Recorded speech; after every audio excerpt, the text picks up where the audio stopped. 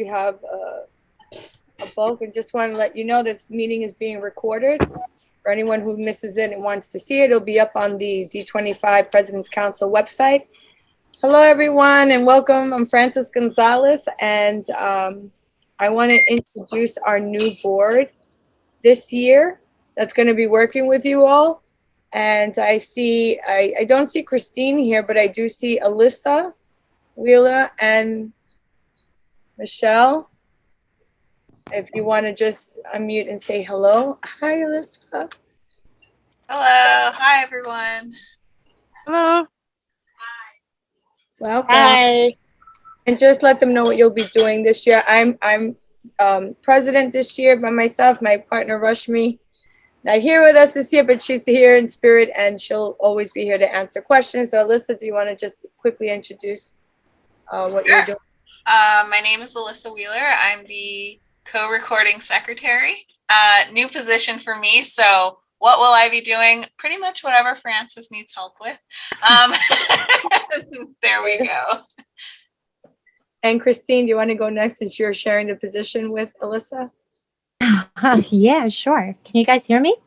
Yes. Yeah. All right. So I'm Christine. I've been on the board last year, and I believe the year before. I've been in the secretary position, the treasurer position, and I'm here to help Frances and everybody in this meet with any questions that they have, just to make this year a better year. Thank you. And Michelle, welcome.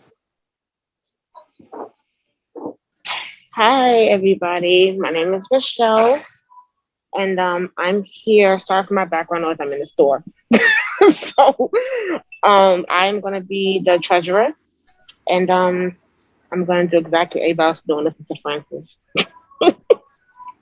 Thank you, and welcome, Michelle. And so some of you know me, some of you don't. I'm Frances Gonzalez. I've been a parent leader for over 9 years with this district, and I love working in this district with everyone here. And I'm here to support all of you and any questions you may have or any assistance you may need to run your PTA successfully. So at this time, I'm going to turn it over to Danielle for her report.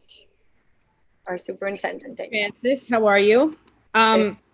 So I want to welcome all of our new President's Council board members and all of our new PTA presidents. Any parents that are new this year, I want to say we have a really good President's Council. They are knowledgeable and supportive and loving, and they will help you through one of the toughest volunteer jobs that I know is out there. So I want to thank you for supporting your school community and taking on this role. And just know that President's Council is there to support. I also, for those of you who don't know, want to make you aware of supports in my office. There is Esther Maluto. Esther, I see you. Esther, tell everybody a little bit about yourself and then give your contact information. So that was in the PowerPoint. So we're going to have a PowerPoint with that information, but I'm Esther Maluto. I'm the Family Leadership Coordinator for the district. I've been in this position going on 11 years. Thank you, Louis. And you could reach me at my email address is emaluto@schools.nyc.gov. And we'll go more into detail once we go into the PowerPoint presentation on how to get in touch with anybody at the district level. I look forward to working with all of you, and welcome and thank you for stepping up and being a volunteer parent at your school. And we'll get through this year and make it a successful one. Thank you. Yes. Can't even talk today. Yes. So before I do my superintendent's report, I also just want to let all of our parents know, and I do ask that you announce this at your PTA meetings, is that our office has full access to Mandarin and Spanish language, and we also have connection to the district-wide translation team. So any family that speaks languages other than English, we want them to know, and we want them to feel comfortable calling our office. And as we said, Esther is there. She's a Spanish speaker. Janet Ayala Capo, who's my secretary, is a Spanish speaker. And we have Jinmei Yin, who speaks Mandarin. So we just want and ask that all of our PTA presidents do announce that, let them know, based on Esther's PowerPoint, make sure that every parent knows that if they have any questions or concerns around the community or District 25 in general, outside of their school, they can always reach out to us. As we always say, your school is the first place to start with any questions and concerns with your parent coordinators, your school-wide assistant principals, and your principals, your child's teacher. And I know that as PTA presidents, you do a tremendous amount of collaboration with the staff of each of your school communities, but we just find it really important to let our parents know that we have those resources for them in the district office. Okay. I'm going to go through my report and then I will answer any questions about the report. And then I do have a quick PowerPoint about our data and district goals that I wanted to go over with you all tonight as well. So we were so excited to welcome our students and families back to school. This has been such an exciting week and a day for me. We missed all of you and your children. I had the opportunity to participate in amazing welcome back kindergarten parade at PS 32 and to dance with our fifth graders at PS 165, to hang out with our middle schools during lunch at IS 250, and to walk the chalk parade designed by the PTA at PS 130. Thank you, ladies. That was awesome. This week, as part of our homecoming vision, all District 25 schools engaged in SEL activities to welcome back our learners and to give everyone the opportunity to get to know each other for the first time and to know each other again. And that's students to students, staff to staff, and then staff to students, as well as parents. Our objective was to create the warmest and welcomingest environment across all our communities. Our building leaders, teachers, and staff have worked so hard to create safe environments for our students at school.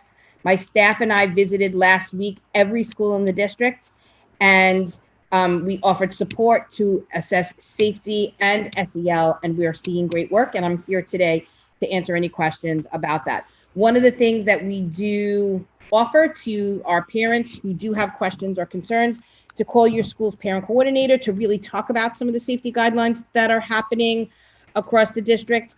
Some schools, if you feel comfortable, they're allowing parents to come in to actually see the safety guidelines in place. And some schools are doing those virtually, whichever parents are more comfortable with. Other health and safety announcements about our schools. There's health screeners still. Every student, staff member, and visitor must complete the health screening form prior to entering the school building each day. And remember, one of the things that changed is that we do ask our parents to take their students' temperature before they leave school for school every day. For those families that do need a thermometer, you can reach out to your school's parent coordinator. If a student or staff member is feeling ill, they must stay home and get tested, which is an effective way of protecting the whole community. Face coverings and PPE. All students, staff, and visitors must wear face coverings anywhere on school property, indoors and outdoors, regardless of vaccination status, unless they have a medical exception that is documented by the Department of Education. Every school will have a supply of masks on hand for children and adults. All students and staff must wear face covering when riding on school buses. Vaccinations. All DOE employees, including school-based staff, will be required to be vaccinated. DOE employees will be required to provide proof that they have received at least one dose of the COVID-19 vaccination by September 27th, 2021.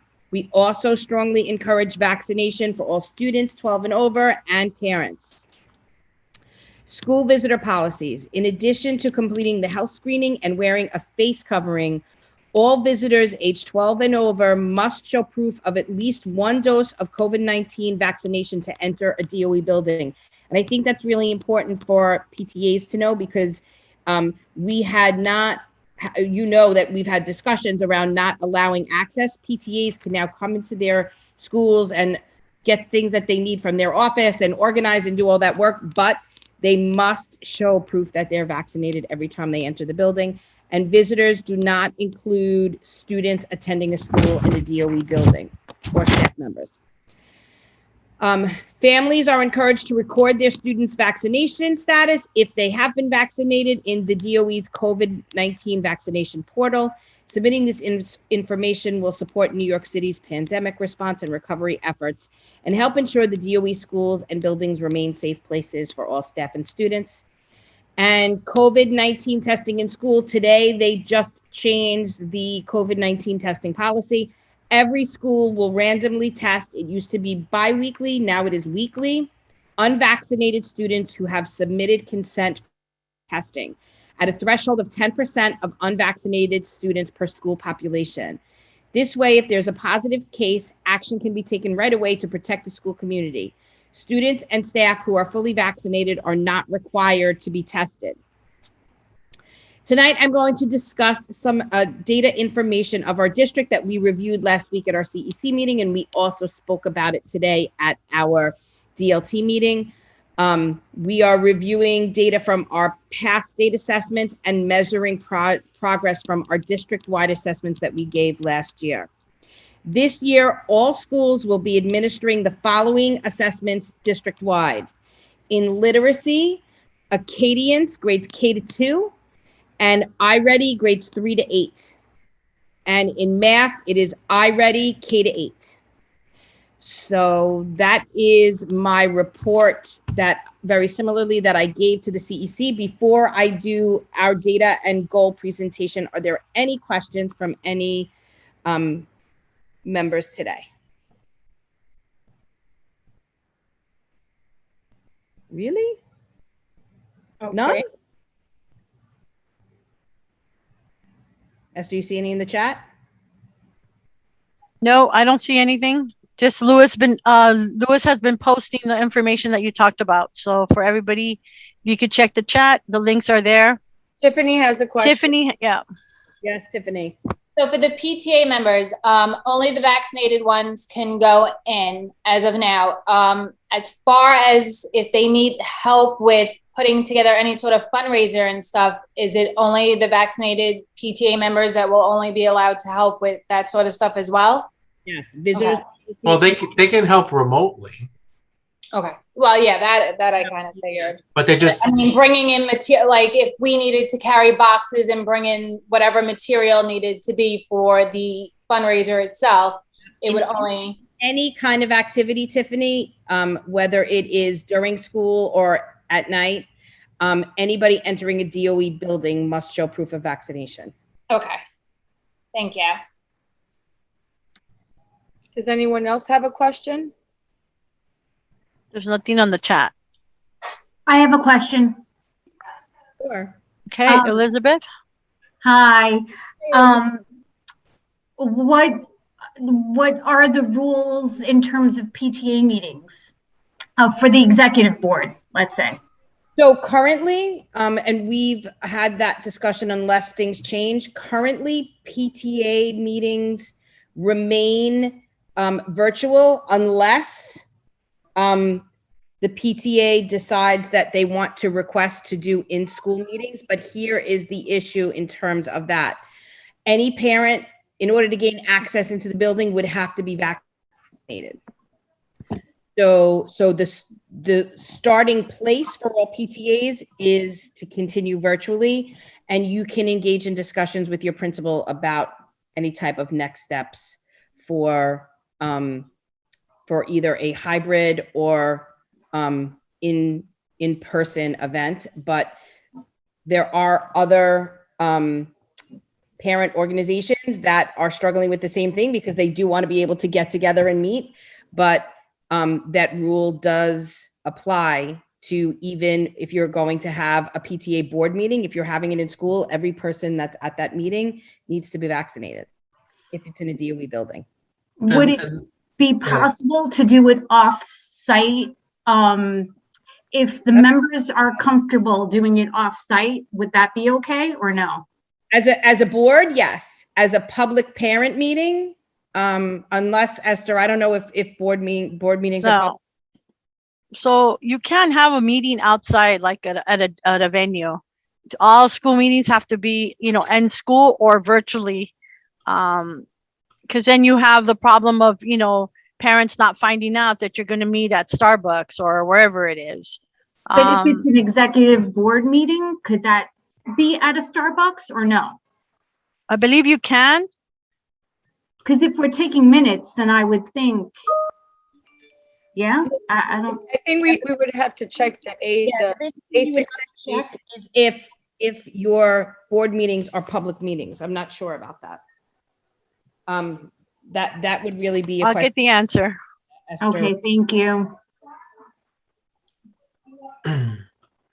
Louis, did you want to say something? And just that the guidance that we received from the Department of Education says that if you do offer an in-person PTA meeting, you must offer a remote option because of the vaccine mandate. So no one is excluded. So if you do have a meeting in school, you must have it set up so that it's also being broadcasted on Zoom or on Google Meet at the same time.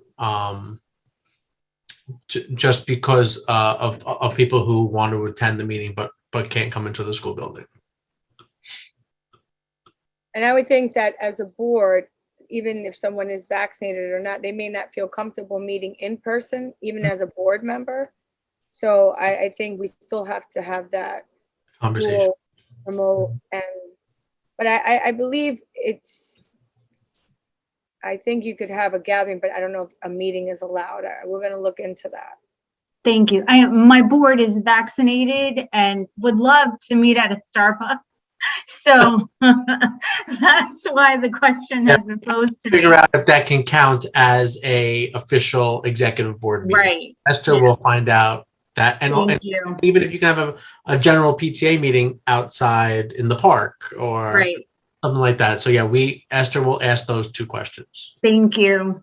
We've never really had to ask these questions before. I just sent a text. I hope they reply. I'll let you guys know as soon as I get an answer. Thank you so much. Okay, any other? I have a question. Okay, I'm from PS79. My name's Desiree Macari. My quick question was, since we've been closed down, our board is like down to 4 people, unfortunately. But now that school is open, we got to meet all the new parents coming in, and we have a lot of people that want to be board members. For an expedited election, I just need 30 days, right? Advance notice? No, you need 10 days notice. Oh, just 10 days for an You need expedited. the calendar days, including Saturday and Sundays. Okay, and when we bring in the board members, we have to fill out the usual form, like at the end of the year when the board changes that we send in to you guys? Yes. So every time there's a change to your PTA, you added your parent coordinator or the assigned person from your school needs to update the SPLCI system and send an update here to the district so I could go ahead and update the system Okay, and perfect. update President's Council. I think I have my answer. Let me get it. And if you have, even though you have some people that are interested in running, you still have to open it up to everyone. Yes, And list all the positions available to give everyone a chance to run. right. Okay, so just 10-day notice. I was gonna give 30, but 10 day. Okay, that's fine. 10 days is all you need, yeah. Thank you. I will also say that Esther is always here to help with elections, but Francis was a model for helping PTA presidents with elections. So I would say reach out to Francis if you have any questions, concerns, or need help, especially in the virtual aspect of it. She did a great job for being president. So I'm throwing it out there for you, Francis. Well, thank you. I'm here to help. I like the challenge, and I believe I've been challenged with these. One more question, I'm sorry. I have to have a nominating committee handle this also, right? No, you can just have, I mean, it's always easier to have a nominating, but you already have most of your board already. Yes. So the president can run the meeting. Yeah. Oh, okay, perfect, thank you. You just have to make sure that you have everything in your notes. Make sure that you have the date and, you had an expedited election for what position and who came on board, just so that you have that clear as can be in your notes. Right. When all the positions are open, Desiree, we ask for a nominating committee, someone who's not running, so that there's no conflict of interest. But at this point, you have semi-board. Perfect, thank you.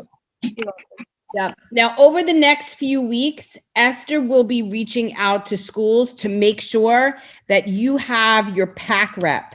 And I know that we talked about this a little bit at the end of last year. And actually, the recommendation for President's Council bylaws was that a PAC rep does not serve on President's Council. But I just wanted to remind all of our presidents about the PAC, which is only for Title I schools, and it is a separate council that works with the school community, the parent community, and the principal around the 1% set aside for parent engagement within a Title I school. That is monies for every school that gets Title I allocations. 1% of that is set aside for parent engagement, and the PAC is the school-based committee that gets to decide and work with parents about how that money is spent. So we just want to make sure that everyone that was elected to their PACs last year, which is done at a PTA meeting, we wanted to make sure that everyone who was elected to PAC is still there. Correct, Esther? Do you want to add anything? So once you have in October, your principal should be having your Title I meeting. Usually that's when they go ahead and ask for someone to step up and be the chair or co-chair of the PAC. And then those people will then report to another meeting that the district will have to go ahead and have a meeting, because our people here at the district office, we're supposed to have meetings to kind of have all the group together. So it's very important that we have your information. Every Title I school is required to have a PAC rep, and that PAC rep, very similar to how you guys sit on President's Council as presidents of your PTAs, the PAC rep sits on District Parent Advisory Council. So that's called DPAC, and they have meetings as well. They talk about training through Title I, the 1%, different ways that it can be spent. What are the needs of your schools? So we just want to make sure, and we'll be involving you in case there are some schools that no longer have their PAC reps there, to support us in building a strong DPAC as well. Also, that person sits in the SLT of the school. So that is whoever steps up to do that position automatically gets a seat on the school's SLT. And there are some rules about who can be the chair of the PAC at the school. So if you're a president, treasurer, one of the core members, you can't be the PAC chair. Just to give an opportunity for other parents in your school to go ahead and get involved. That's what they're doing.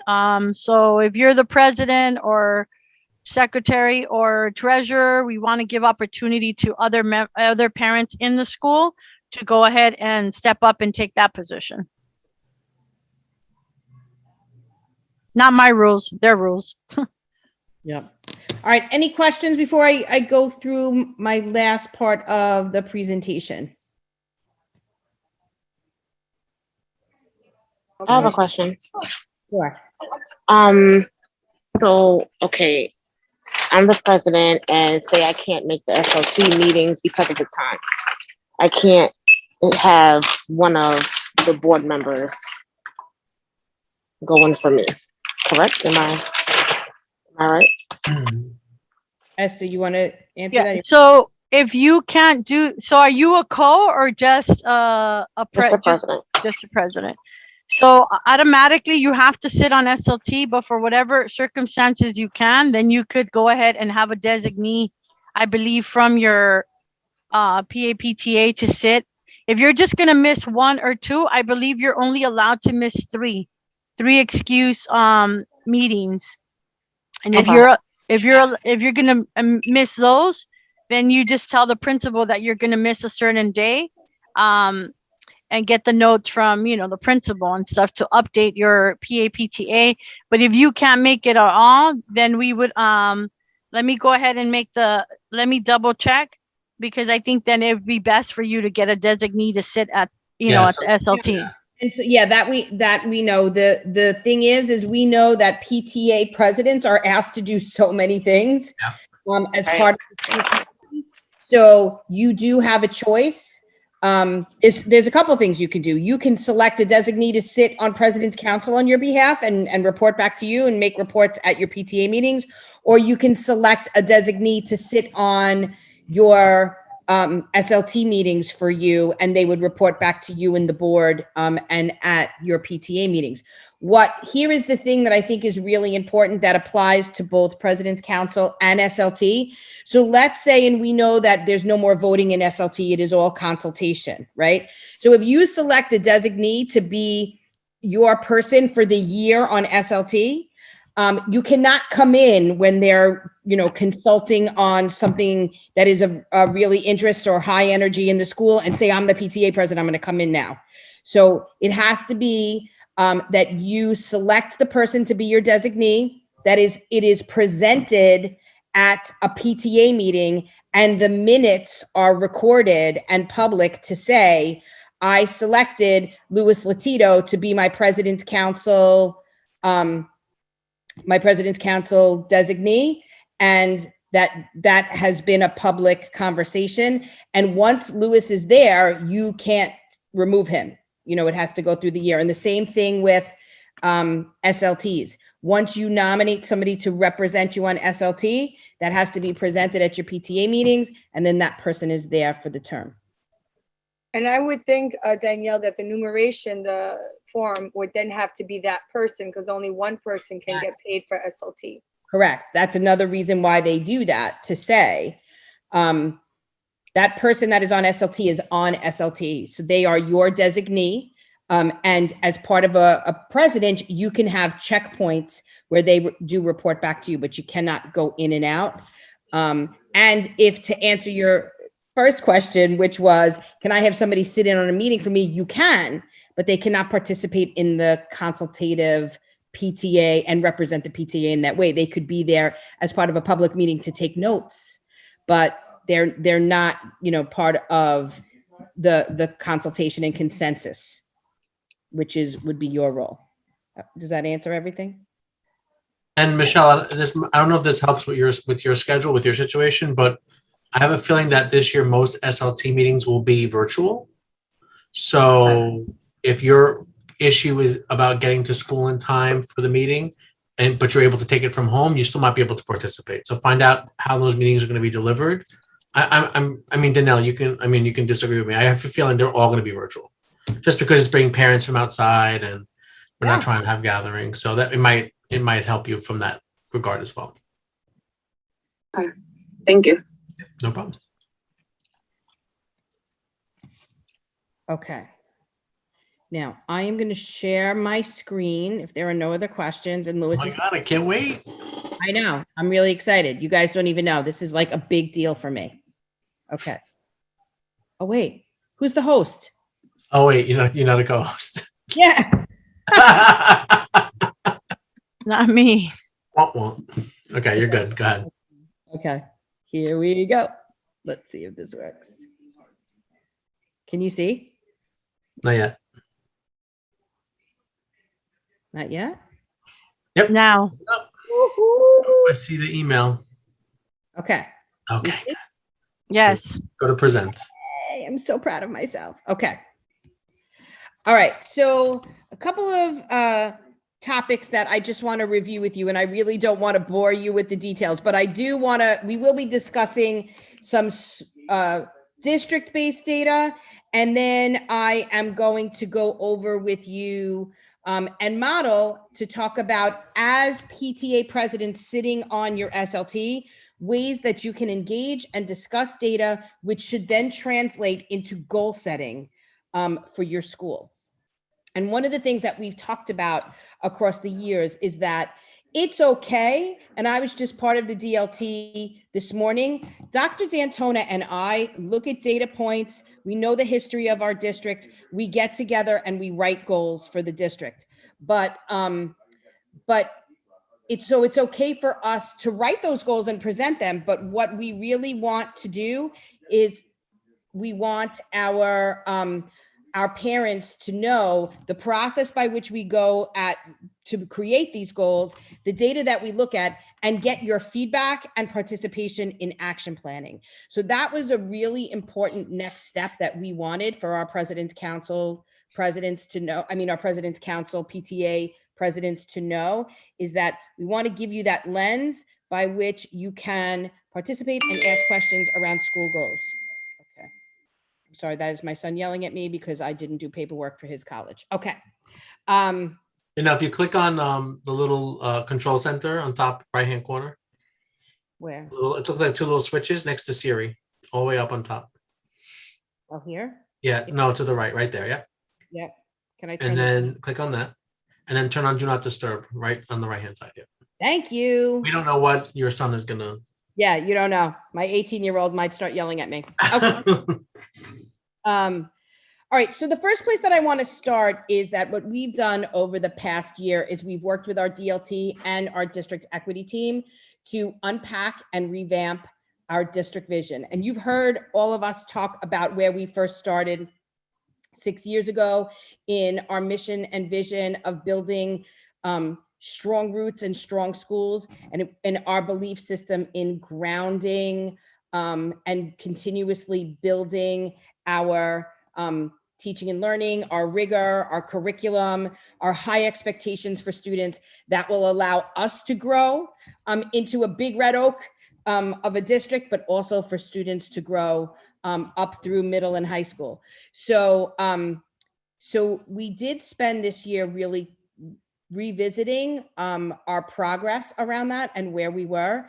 And then we also talked about what are some of our values as a district, and are those values really reflective in our vision? And what we found in our district equity team, which was comprised of myself and Dr. D'Antona, of parents, of students, of teachers, and of administrators, is that there were certain things about our vision and mission that were not reflected in what we valued and believe in the things that we talked about together as a community. So this is our vision and mission that has been recreated and redesigned. And one of the things that we really wanted to highlight, can you just hold on one second?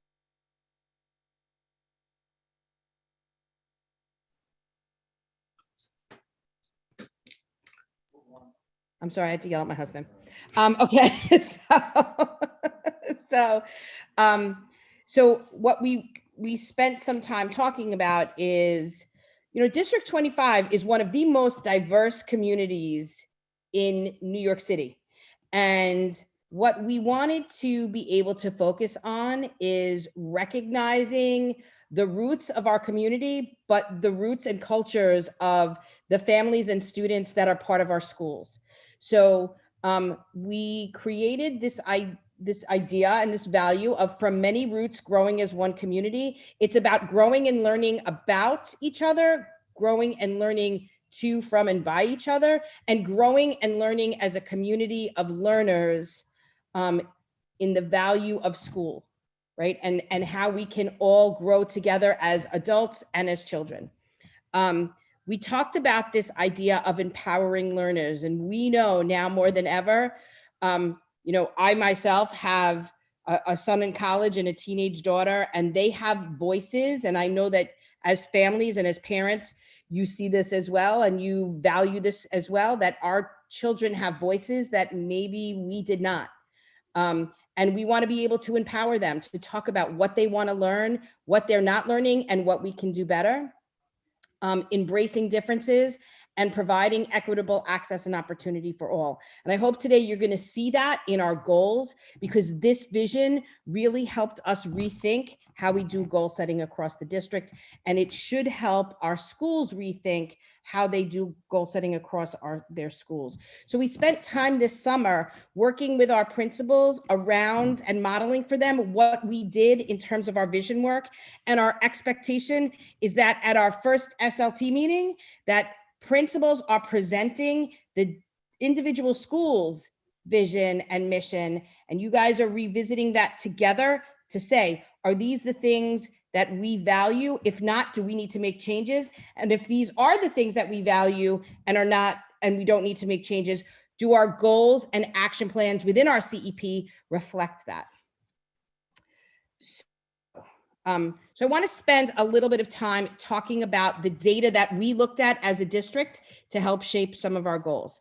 So the first thing is, and I know that because our goals, just so you know, are reflective of what we look at as the district as a whole, but then we also drill down to individual schools. So we organized our goals from the ESSA ratings, which are state ratings that we must look at and adhere to as a district. So from our ESSA ratings, historical performance, and current data when identifying targeted subgroups. Do we have ESSA subgroups identified that performed at level 1 or 2? Yes. No, actually we don't. What is that question? Does ESSA, oh wait, these are the questions that we asked ourselves. Do we have ESSA subgroups identified that performed at level 1 or 2 across the district? And if we do, we need to target them. And does ESSA data align with our end year diagnostic data? And if so, are these subgroups reflective in our goals?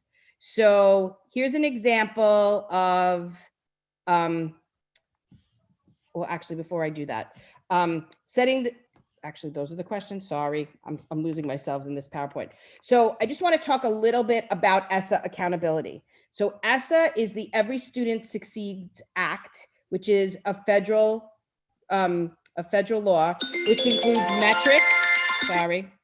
includes metrics in which schools and districts are held accountable to by the state in relationship to federal law. These include multiple measures for which schools receive ratings on a 1 to 4 scale in relation to targeted subgroups. Due to COVID-19, New York State assessments have not impacted the status of our schools in relationship to ESSA. And today at our DLT meeting, Gus announced that ESSA has been suspended. As a result, our current standing with state is reflective of 2018-19 school year and is part of the data I will be sharing with you tonight. So what data will we be reviewing? The next slides are a combination of District 25 ESSA accountability measures and performance on the end of year diagnostics and New York State assessments in ELA and math. These data sets have supported the development of district goals for the 2021-22 school year. So state metrics include student performance on New York State ELA, math, and science assessments, growth on New York State ELA and math assessments, English language proficiency growth of our students, and progress on New York State ELA and math assessments, and chronic absenteeism. So one of the things, and I will go through this very quickly with you, I think it's important that you see the district data, but that also you're asking for this data when you are working with your schools, both as your PTA president, but also your SLTs. So one of the things that we look at when we are seeing our data is areas we need to target. In this area of composite performance measures, which is achievement on state assessments in ELA, math, and science, the data indicates that a vast majority of our subgroups perform at levels 3 and 4, and that's great. But our Black and Hispanic subgroups had the greatest number of schools performing at level 2, and we have no schools performing at level 1. So when you look at this, and when schools look at this, we look at this as a district as a whole, right?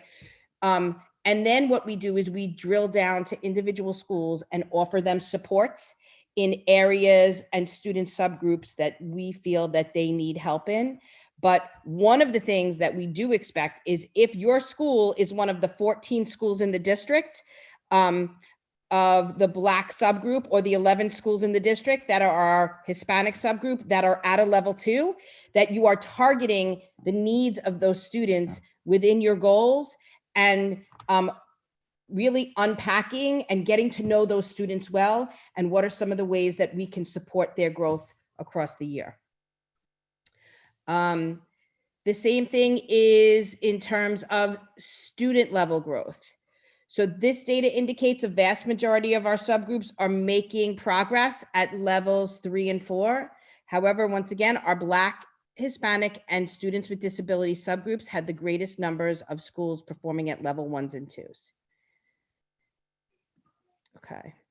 Next is combined composite and student growth levels. So these are student performance and progress on state assessments, which are combined to establish an additional ranking that supports an overall school rating.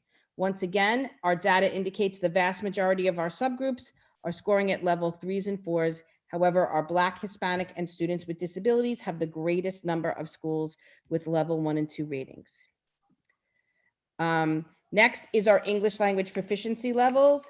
And I will say to you, our multilingual learners are a group that we have targeted for many years now.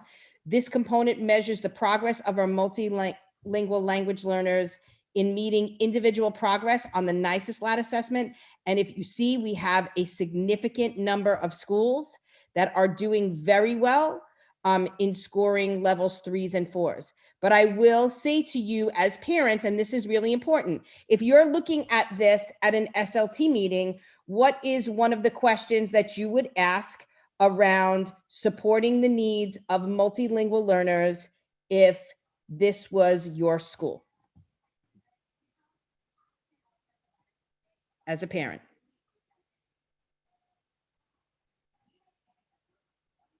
Come on, Francis, you always answer for me. What would I ask? Yeah, what would there be an area that you would say this is an area on this slide that we would need to target? Anyone performing 1s and 2s. Yep, so what subgroup is that? It seems it's the Black and Hispanics. You know what, in the earlier slides it is, but if you look at this particular slide, we're looking at our students with disabilities who are also English language learners, right? So if this were your school, one of the things that we really want parents to know is that if you're looking at data like this, because remember, for those of you who have been at our SLT trainings, remember the things that we constantly said needed to be part of every meeting. Data is 1, right? And your CEP is 2. So if we're looking at data sets, and then we look at our CEP goals, and if this is a school, an individual school, these are schools across the district, but if this was an individual school, and these numbers were students, right? Let's say you had 1 student scoring at level 1 and 12 students scoring at level 2, right? And those are your areas in the red. You would want to see attention paid to this area within your CEP goals. And one of the things that we've talked about across the year is our parent representatives that sit at these meetings. We want them to be aware of that, so they're asking the questions while the goals are being developed, or after the goals are developed, you could say, let's look at the data set that we used in order to create these goals and make sure that the specific needs of our students still live within our CEP goals. Now, I want to say, that does not mean that you don't focus on other areas. We're not reducing rigor. If anything, we're increasing it, right? You know me, I'm all about rigor, high expectations. But one of the things that you're going to see reflective in our goals is that we want to spend more time looking at students who have historically underperformed in District 25. And in that case, you will see us spend a lot of time talking about our Black students, our Hispanic students, our English language learners, and our students with disabilities. And what are schools doing to support our students in terms of growth in those areas? Okay. All right, so I want to go through our reading assessments, and I did eliminate some parts of this because what we have gone through this year, and as many of you know, we have given our iReady assessments to many of our students. Also, some schools did take the MAP assessment, and one of the things that we learned across the year in our evaluation and in terms of comparison of the students that took our iReady assessments and our MAP assessments and also the state exam this spring is that there is a direct correlation between how students performed across the year on those district-wide assessments and how they performed at the end of the year in our state assessment. So I know that many of you as parents were asking questions in regards to iReady, and I am happy to report that it was meaningful data. It is starting place data that our teachers should use, aligned to the standards, to drill deeper and to get to know our students and where their needs are within, aligned to the standards, and then hit them within each unit of study that they're engaged in that target those specific standards. So for example, if I am Danielle and I am good in one standard, the teacher is going to continue to teach me and have me engage in rigorous tasks and high expectations and maybe give me some acceleration because I've already hit that standard.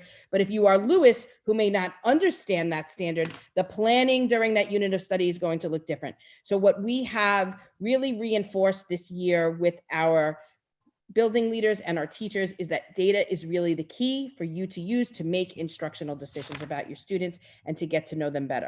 So our reading assessments, what did they tell us? What are some of the things we need to focus on in the district? And we know that this is a question that parents ask. So vocabulary and comprehension are areas that we still see a need across the district. That's not every school and it's not every student, but when you look at our district as a whole, these are areas that came up within our iReady assessments, within our MAP assessments. It was understanding key ideas, details, and connections, and vocabulary and acquisition use. So not only did we see a correlation between how our students scored on our assessments in comparison to the state exam, but we also saw comparison to how students performed in terms of the different assessments we used. This year, we're using the same assessment, right? We're using Acadience for the lower grades and then iReady for the upper grades in literacy, and we're using iReady across for math. So what did assessments in mathematics tell us, right? So iReady assessment data said we need to look at measurement and data and geometry. And our MAP assessments told us that we need to review geometry, statistics, and probability. Using this data from last year, these are key areas that our schools, our principals, and our teachers are going to look at to make sure that they're targeting student needs. The important piece to know is within these areas that we saw area focus, that was not necessarily a priority standard, so they weren't taught as in detail as they are going to be taught this year. Okay. Next, and this is a really important one for our parents to look at. And so I'm going to ask every PTA if they are able to, and if they would like to, both myself and Dr. D'Antona, if your school falls into these categories of chronic absenteeism, we would like to come and be part of a PTA meeting to really talk about the importance of collaboration and families working together with the school community to target chronic absenteeism. So while our data indicates that a majority of subgroups received chronic absenteeism rates of levels 3s and 4s, it continues to be a focus area for District 25, and supporting data can be found within these two slides. So this year, we compiled data between our students who took our reading and math assessments. So these are District 25 students. And the sample chart presented on this slide shows the disparity in students performing across levels when comparing those students who are chronically absent to not chronically absent in both reading and in math. So I'll just give you a minute to look at this. Look at the amount of level 1 students who are chronically absent and how they score in related to those students not chronically absent. And that is across all subgroups. And the same for math.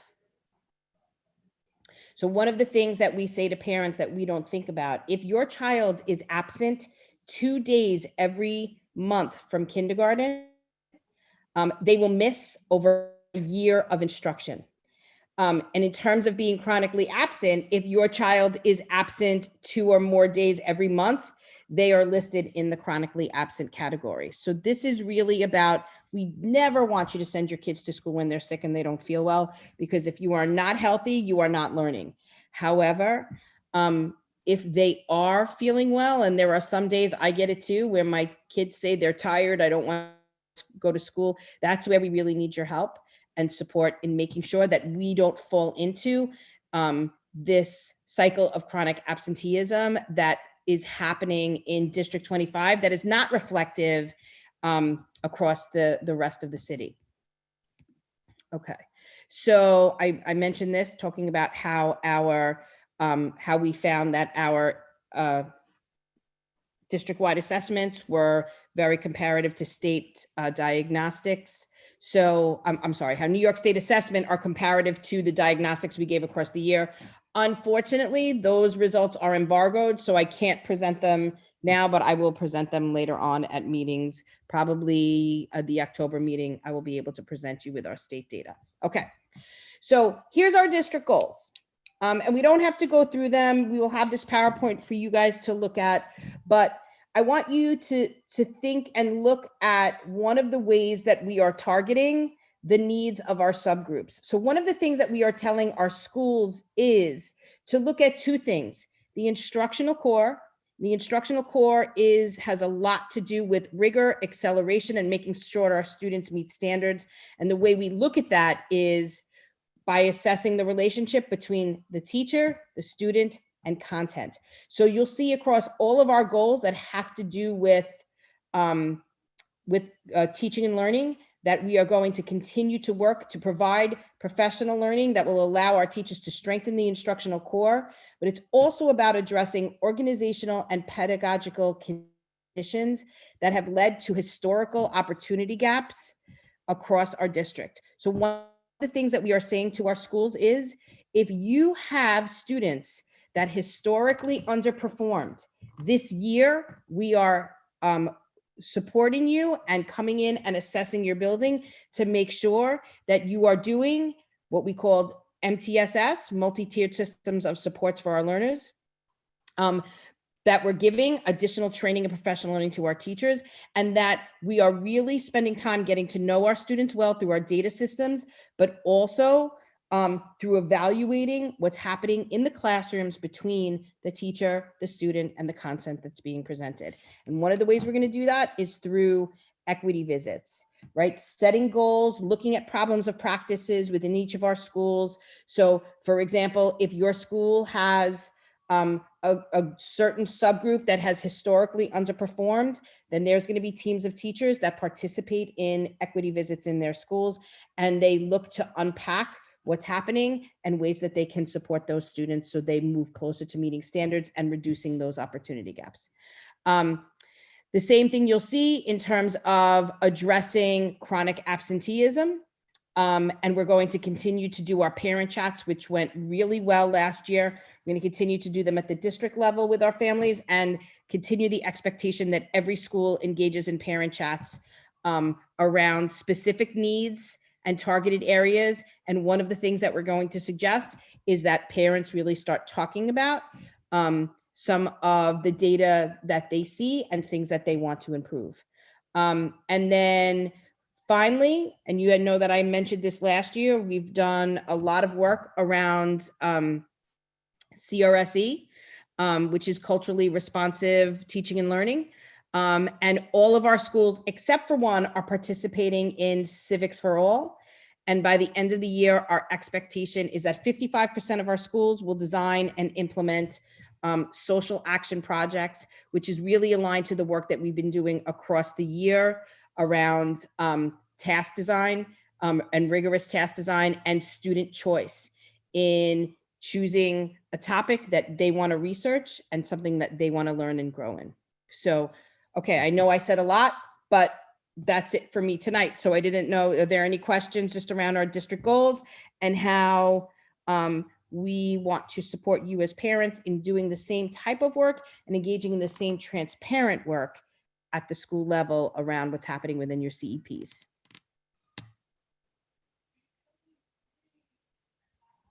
Wow, no questions? Okay. All right, that's it for me. So Francis, I'm going to turn it back over to you. Let me see how to unshare my screen. There we go. So if there are no questions, we're going to go into the do's and don'ts. Some of these highlights of PTAs. Wait, Francis, we're going to go over the PowerPoint really quick. Oh, okay. Louis, do you have it? Yep, give me 1 second.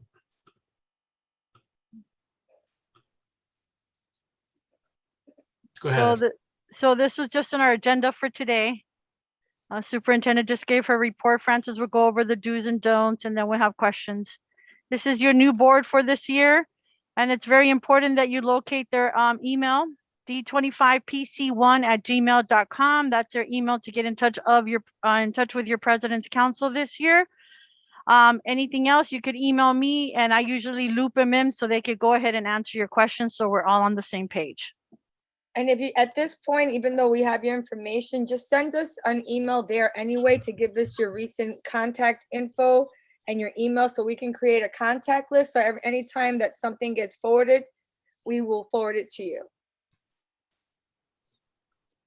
Okay, this is our district office. Just you met everybody when the superintendent, we have the superintendent, Danielle Domingo. We have the deputy superintendent, Dr. Mike Dantona. The field support liaison, who is Lewis, who's here. I'm your family leadership coordinator, and Jinmei is our family support coordinator. These are the teams. These are the people in your district. You'll see most of us in all your meetings, and you also can reach us via email. This is our general email, goes to all three of us, to Jinmei, Lewis, and myself. It's contact@d25.nyc. Our website is where you get all the information. You would get all the district information, President's Council, DLT, our school information, anything regarding to D25. That's a very important website that you guys should, hold on, the janitor just left, so I can take it off. Sorry about that. So we have also the phone number where you could call us and or send us a text, and we'll get back to you as soon as possible. Also our social media, you could please join us on Twitter and Facebook. It's the name is at NYC schools schools D25. And Lewis is very good about updating and posting. So you'll see our superintendent or our deputy going around the schools and visiting, and you get to see some of the pictures that they take and they post about our schools. So please make sure you follow us tonight, and that way you'll keep informed. A lot of the information goes on Twitter and Facebook and on our website. Next page. These are just very important things that you as a PA-PTA need to get familiar with. Number one is your chancellor's regulations. That's A660. That's your chancellor's regulations for PA-PTA. You could go ahead. Francis will be sending you this so that you could go ahead and click the link and then go ahead and go straight to where you can find the chancellor's regulation. It's on the DOE webpage, which the DOE webpage is schools.nyc.gov. On the search bar, you could just put Chancellor's Regulation A660 and it will pop up, or click the link and it would take you there. Again, the Chancellor's Regulation are in the whole 9 languages. So if you have parents that speak other than English, they could go ahead and they're translated on the on our DOE website. The next link is the DOE link, where you could find all the information in regards to PA-PTAs and President's Council. Again, you could access that through our DOE website, which again is schools.nyc.gov. On the search engine, just go ahead and put PA-PTAs and you'll go straight to the folder where it talks all about PA-PTAs. The next link I wanted to tell you is about PA-PTA Link. This is an organization created by DOE parents in Brooklyn. Most of them were lawyers. They got together and created this organization to go ahead and help each other navigate, the PA-PTA world and help each other across. So it started in Brooklyn, and then it started expanding to all the other boroughs. And this is a very informative link that has everything you need to know about PA-PTAs and all the information. Again, their address is ptalink.org. Check them out when you get a chance, and it gives you more information about the PA-PTA world. Next page. President's Council, what is President's Council? So here in District 25, we do have 36 schools that our superintendent looks over. 2 of them being pre-K centers and the rest being middle school and elementary schools in District 25. So President's Council is here to help you with whatever a PAPTA needs. It provides guidance and in regards to your bylaws and any questions that you might have or that might arise in your PAPTA. It's a good place to come and ask questions because that way other PAPTAs get to hear the response and then it just continues that we're all on the same page. And this is just something that I got from PAPTA Link and just talks about, how important it is to be part of President's Council. And once you're a PAPTA, make sure you report here on Mondays because you're going to get all the information from the superintendent, any latest information or news. The superintendent's going to give it to you. Then your board, your President's Council board is going to go ahead and give you all the information that you need in regards to PAPTAs and anything that you need to know. This is the place where you will find it. So if you could please join us every time that we have a meeting so you could be well informed and ask your questions. The President's Council is here for you. Next page, please. That's the last slide. So we're gonna go to the do's and don'ts. All right, Francis, you're next. And I also just want to quickly just talk about the website again that Esther said. I know most of you found this meeting by going to the President's Council page on the district website. All of the things that we share, so this PowerPoint with the links that were embedded in it and the one pager that Francis is about to go over is all found on, if you go on the website, click join the monthly meeting, and then there's a link for the shared documents. Everything is there and you can get documents from every single meeting, every single past meeting, and you can also view the meeting recordings there. So if you have any colleagues from your PTA or even from other PTA presidents that maybe could not make the meeting, all the recordings are available, okay? And also one more thing, when you do log into this meeting, there is a sign-in sheet. If you could go ahead and sign in, then the board would go ahead and get that and make sure that your information is added. But Francis did request for all of you to send her an email with your information to be added to the new contact information.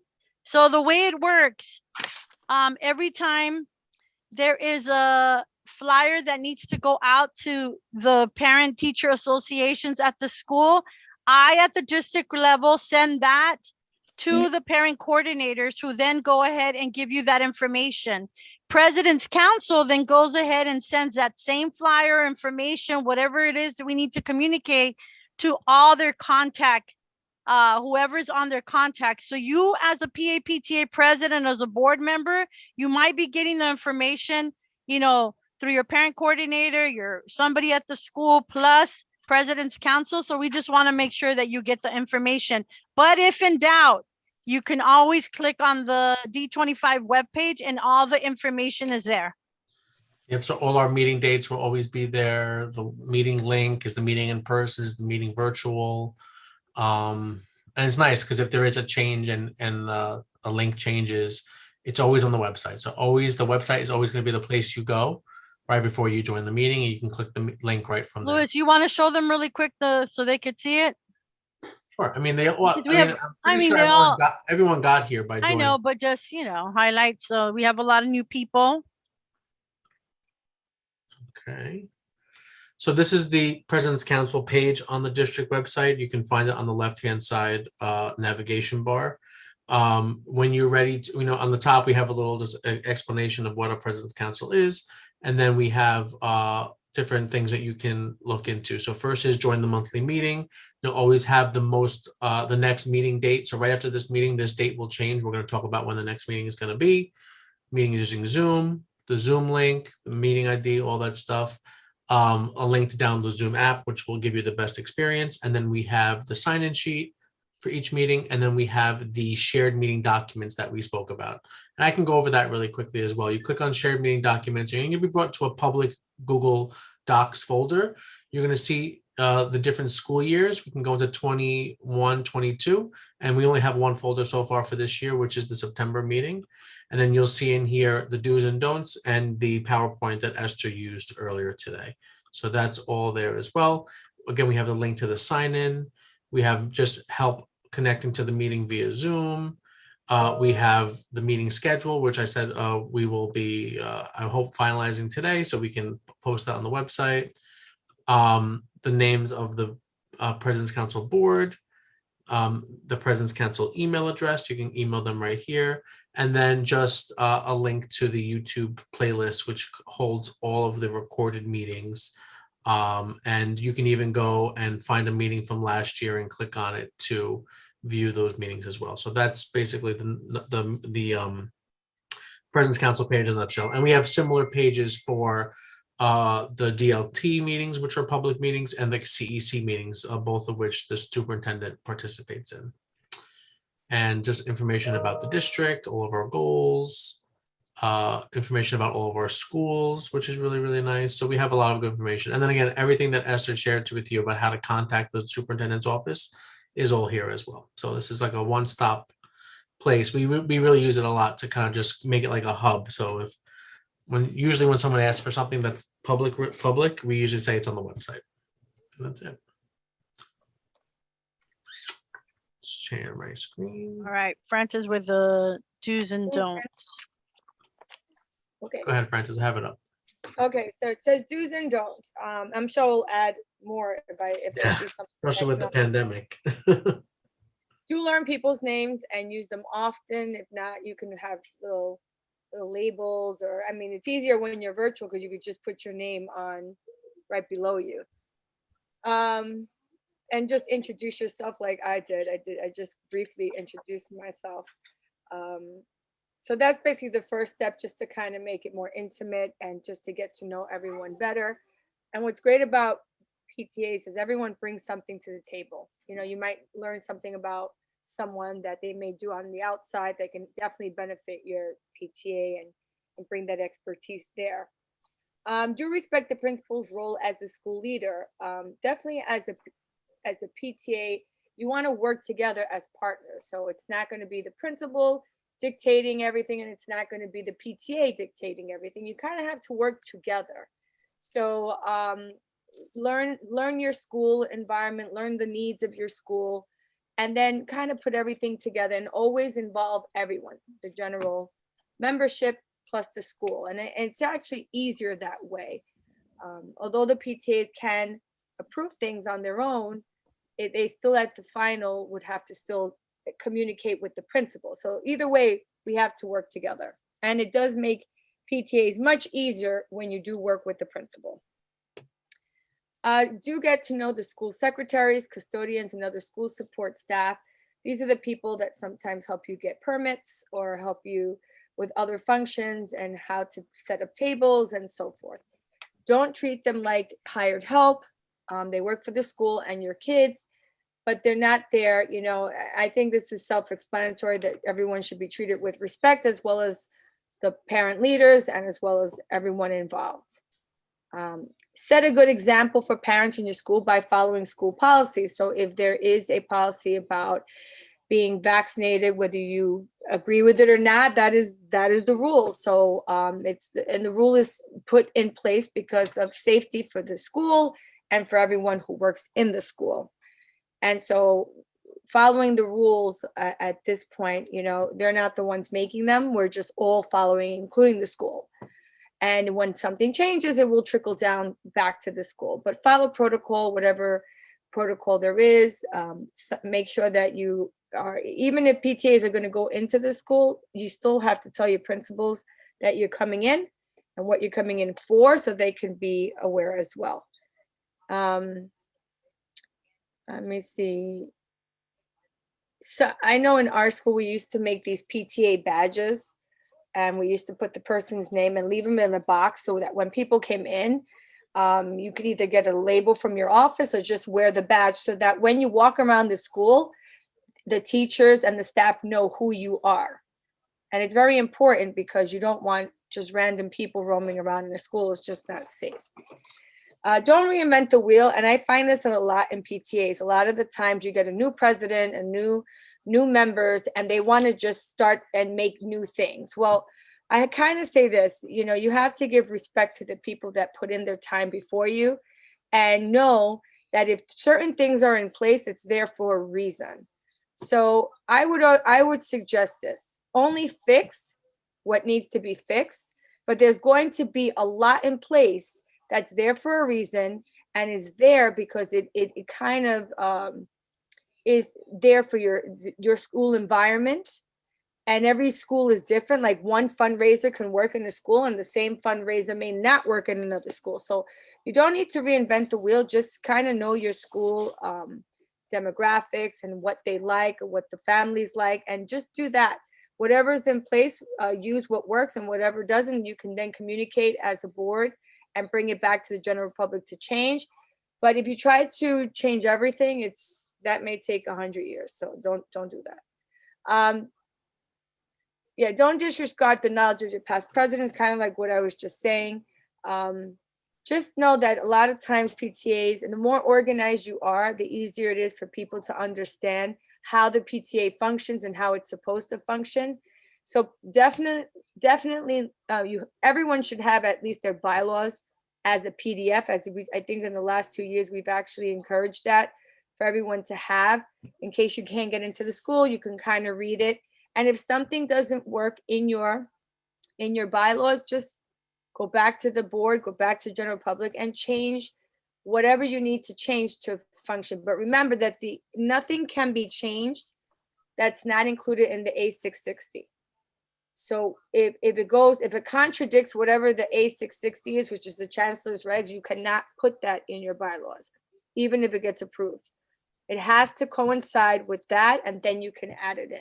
So for example, if there is something in the A660 that's not in your bylaws, you can then introduce that to your general public, and once it's approved, you can put it in. But you cannot just put something in if it's not in their rules, if that makes sense. It's very hard when you want your flyers done a certain way, but try to let people be independent in their roles. And then if you need to oversee it, then you can oversee it, but just don't try to micromanage, because then it kind of discourages. We're here to encourage parents, especially when they're volunteering. No one's getting paid for this position. They're volunteering their time, their expertise, and kind of let them do their thing. And if you need to step in, you need to step in. But I find that people work their best when they're able to work and be able to express themselves. So let them do their job, and then you can always just give them the support that they need. Fundraising is one of the very important, but it's not the only thing of a PTA. It is a majority of it, because without money, we can't do stuff. But there's a lot of things that we can support the school. The schools have different functions. We can volunteer and help their functions. And, it's just finding out from your SLTs and from your principal what the school needs and how you can support them, whether it's volunteering your time for lunch duty or something else. But fundraising, it's not just fundraising. And it's about encouraging other parents and just other parent leaders that are not part of the PTA, but they're still part of the PTA in the sense of their membership. So make sure that you kind of invite them and always be supportive to their questions, their needs, if you need to translate something for them or whatever the case may be. If you have a successful event, keep it. Like, why change it? And I like to always share good practices in here. If someone has a great idea, to use it for another school. And that's basically it. I mean, that's how we share ideas. That's how I think PTAs get strong, is that some other people will think outside the box and some people will stay in the guidelines, which is no one is wrong. It's just that some people may apply something that works well in one school, and then you can apply it to your school and it might work well there. And that's basically it. I just want to point out that there's important things here. There's things that have come up is like, can we do Venmo or can we do PayPal? That often seems to come up now because of the quarantine and because a lot of people couldn't go to the banks and so forth. One thing we will say is that you cannot withdraw money online anywhere. Everything can come, money can be sent to the PTA account. Any online platform, whether it's PayPal or whether it's Venmo, has to be linked up directly to the bank account of the PTA. It cannot be linked to anybody's personal account because that is not allowed at all. And remember, we always need 2 to 3 signatures on a check when we were in school. So it kind of applies the same way. That's why we're not allowed to withdraw, because when we withdraw, we don't have 2 or 3 signatures. When you take money out and transfer it somewhere else, we don't have the 2 to 3 signatures. So just remember that, and try to still write your checks and 2 to 3. Now, another thing, if let's say Esther and I are sharing a position and we're co-treasurers, if I need 2 signatures, it's 2 different people. It cannot be Esther and I, although we share co-treasurer, we are still one person. So I cannot sign a check and then Esther signs it. That is not a valid. That's considered one signature because we're still one position. So it would have to be one of us and then maybe the president or the vice president or whoever is a signatory on the bank account. And that's very important because a lot of times we get that question and we get that problem. And other than that, I think I would just say this. If you're new to the PTA, I welcome you. Thank you for stepping up. We need parents like you to keep moving forward. So thank you for that. I would say this, read your bylaws. Your bylaws is like everything that it gives you all the powers that you need to run as a successful PTA. Anything that's not in your bylaws, then you have to question, come to me, come to Esther, come to our board to see what is it and how we can do it. There's sometimes new things that arise. It's a new world now. So new things are going to arise. But there's a lot of flexibility in a lot of the things that we do. But again, as far as in-person events, we have to wait and see the guidance of what we're going to do this year. And I think that's the most important thing, is to find out what's allowed, what's not allowed, and then work within those means. So with that, does anybody have any questions about PTAs, the do's and don'ts, or anything like that? Francis, before you do the questions, let's do the calendar dates. Okay. Are you putting it up or? Louis, I sent it to Louis. So usually we meet at the 3rd Monday. So these are the dates you guys all have to Well, go no, we over have and to go over them, right? Why does it have a star? What's the star mean? So the 3rd Monday conflicted with holidays. Yeah. So this is these are all Mondays. I think they're all the following Monday, so the 4th Monday, except for June 13th, which is the 2nd Monday. The Monday after the 4th Monday in June is the last day of school. I figured you guys didn't want to meet on the last day of school. Now, if you don't want to do a Monday, let's say you want to meet the Tuesday after a holiday, for example, like in January, it was Martin Luther King Day. Let me know, but I kept everything as Monday. yeah, in the past, they have always, all the prior President's Council have always either done it, usually done if there's a holiday or something on that Monday, they do it the following. Mhm. So it's So totally up to January you. we had Martin Luther King. February we had midwinter recess. So this is the Monday after the break. March was good. April, I believe we had spring break, and then in June Yeah. it was observance of Juneteenth. Yes. So now you just have to make sure that everybody agrees, Francis. Okay. So give everyone a moment. I'm just fixing the dates here, mine. Okay, so what are we voting on this now? Or for the dates, Esther? Mm-hmm. Okay, Just so so you have it in your minute, in the recording, that, you know, everybody agreed to this, your President's Council meeting calendar. So nobody would say that it was just Francis and her board, you know, that that got this together. You shared it with your your president's council board, and everybody agreed, and those are your meeting dates. Okay, and the meetings are 6:30 to 8:30. Correct. Sometimes they do end early, but they start at 6:30. And so can I get a motion then to approve these calendar dates? Motion to approve. Who was that? Michelle? Michelle. Thank you. Thank you. And can I I get a seconded it. And who was that? Christine? Christine. Hi, Christine. I Thank second. you. Hey. All in favor? I'm gonna say all in favor. Just give me a thumbs up or yes. Or put your hand up. Raise your hand. I don't know. Because I can't see. Oh, wait, never mind. Let me see. I'm trying to see everybody. Okay, very good. And does anybody oppose? Now I'm getting hands up. Hands up, hands up. Isn't that a song? There we go. Hands up. What's oppose? I guess oppose would be open mouth, Oh, opposed would be surprised face. well, there's no thumbs down. There's So no thumbs down, no. okay, so at this point, these calendar dates have been approved and they will be sent out to everyone. And you just, third, unless like Mhm. Esther said, it's the third Monday of every month, unless it's a holiday, and that's where it goes to defaults to the following week. No. So And- I and will just- be sending and out.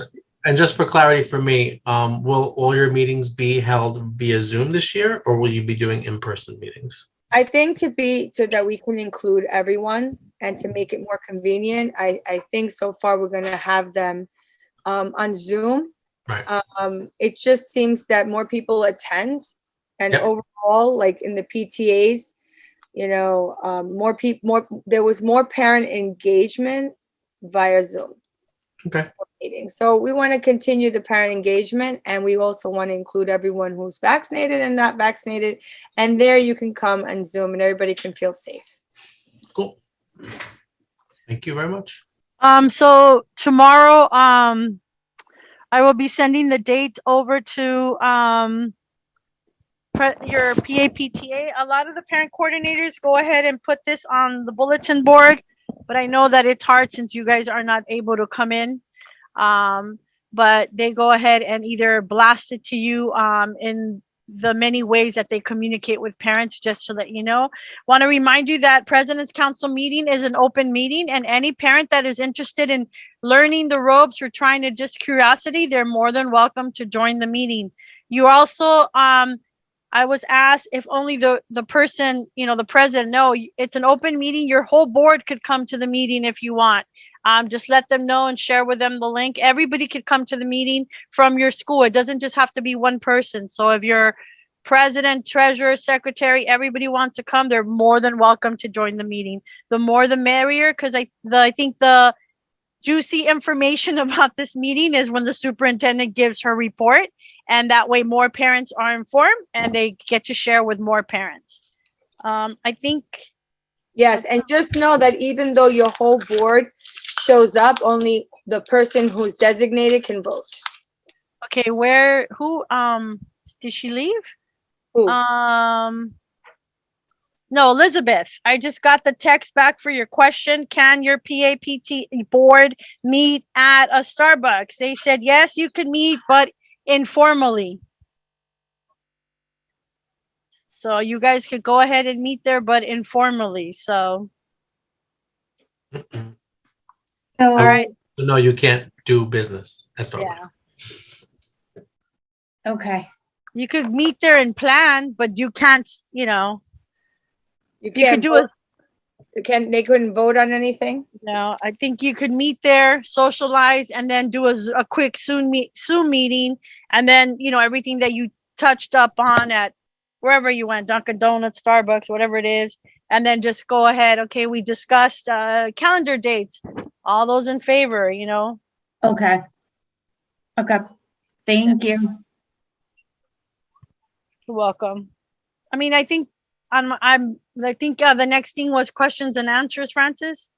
And next month, the board would totally take over this meeting. It's just the first meeting, so I'm helping out. Next month, the board, we're meeting sometime in the few coming weeks to prepare. And I just sit there to be the liaison for the district in case they need anything. And they will totally all take over next meeting, so.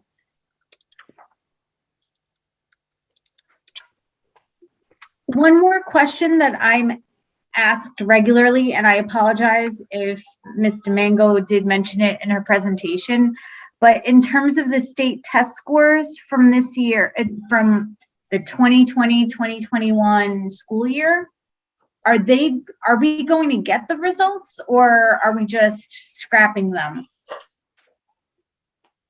Yep, so you'll get them. Right now, they've been shared by the state with the city, so principals and the district office have access to them.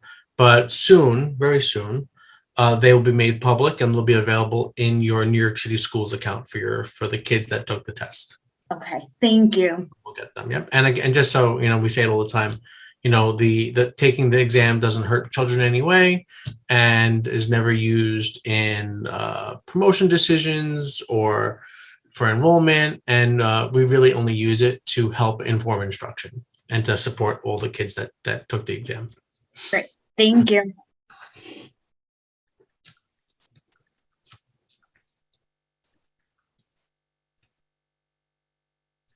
Okay, at this time, we're going to open it up for questions.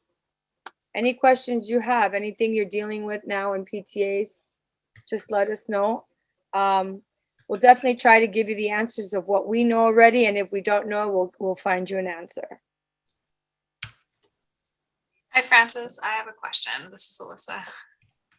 Go ahead. So I am a new PTA co-president, so feeling nervous and excited at the same time. I know I have to get familiar with the bylaws, but I've learned that our bylaws are from like 2013. So I have a feeling some reworking may need to be done. And once I get to that, is it okay just to reach out? I did understand the chancellor's regulations have to make sure that's, you know, kind of good to go. But I do have a feeling there's quite a few things that might need to change just because it hasn't been touched in a really long time. Yeah, I believe the bylaws have to be updated anyway every 3 years. So if yours was, you said 2013, so then that means that I don't know. I would think. Let's see, we went in quarantine 2019, so 2016 should have been around the time that they should have been. I believe there might be, because there's a lot of times that the bylaws are in the schools. And you weren't. So yeah, I talked, there was just transition, miscommunication, they just didn't happen. They meant to do it a few times, and the actual ones on file are from like 2013. So I know they need a revisit. So I feel a little nervous about saying, okay, yay, welcome. Reach out to Esther with your school to see if maybe she has a copy. Yeah. So every 3 years, President's Council would collect all the schools' bylaws, and they would review, and then they would take their bylaws and then make recommendations. Since then, the Department of Education has set a template online, which the schools just go ahead and follow. So it's more in unison, I think. You could go ahead and check that out on the DOE website. And every time that you make an amendment or a change to your school bylaws, you have to go ahead and hold a meeting. The first meeting of your PTA is where you're going to go ahead and introduce what changes you need, or you foresee that you need to change as a school, the time, whatever it is.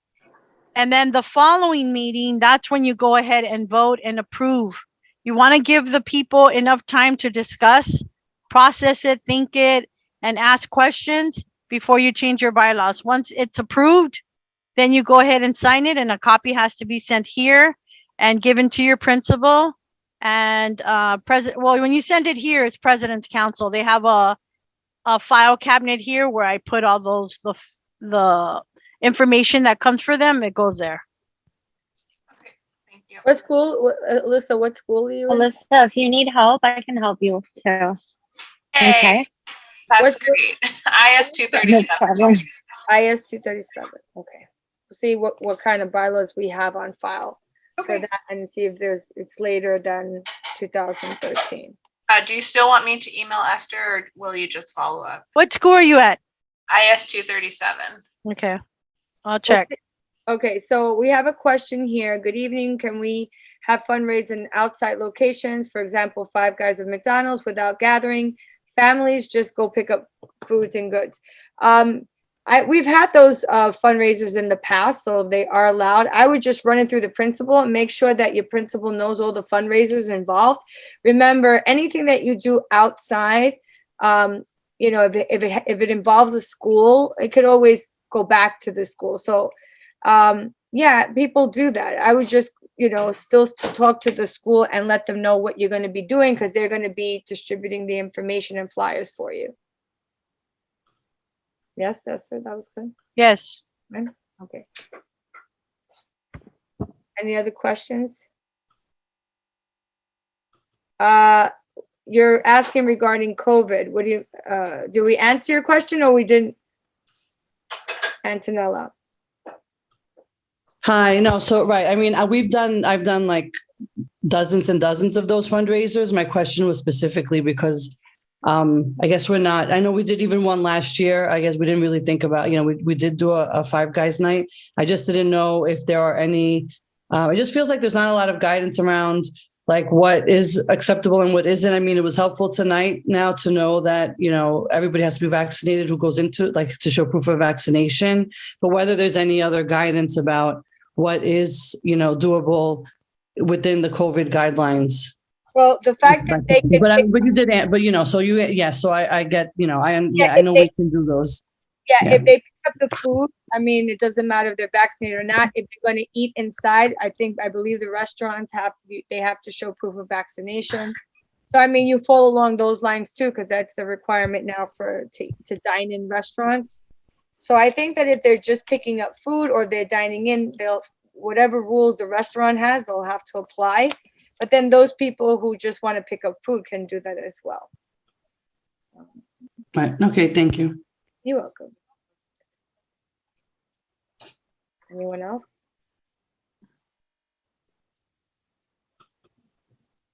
No. I'm sure that more questions will come to you as as the week, as the months. You guys could always send an email and we will go ahead. And a lot of times we go ahead and use your questions and we share them here at President's Council. We don't say the school or anything, but we'll use it as an example so that the rest of the people could learn. You have a lot of people that have been involved with PAPTAs at their school for a very long time. There are the key people. I mean, when we were in person, we would, they would usually hang out, stay after and help the new PAPTA boards. You could definitely reach out to the people that are here. There's people that have been on their board for a very long time, and they could go ahead and share ideas with you or anything questions that you might have. Don't hesitate to shoot an email and I'll go ahead and help you as much as I can. Yeah, I think the best recommendation we can give is just read your bylaws and have meetings with your principals and your assistant principals and just talk about what can be done in schools, what can't be done, so that can kind of guide you on and it'll help you to learn what the year is going to look like as far as programming, fundraising, and events you can participate in.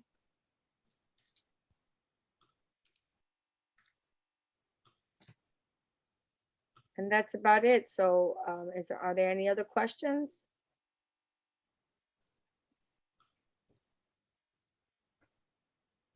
There's no other questions. I'm going to put in a motion to end this meeting. Can I get a motion to end this meeting? It is 8:09 p.m. Motion to end. It's Christine again.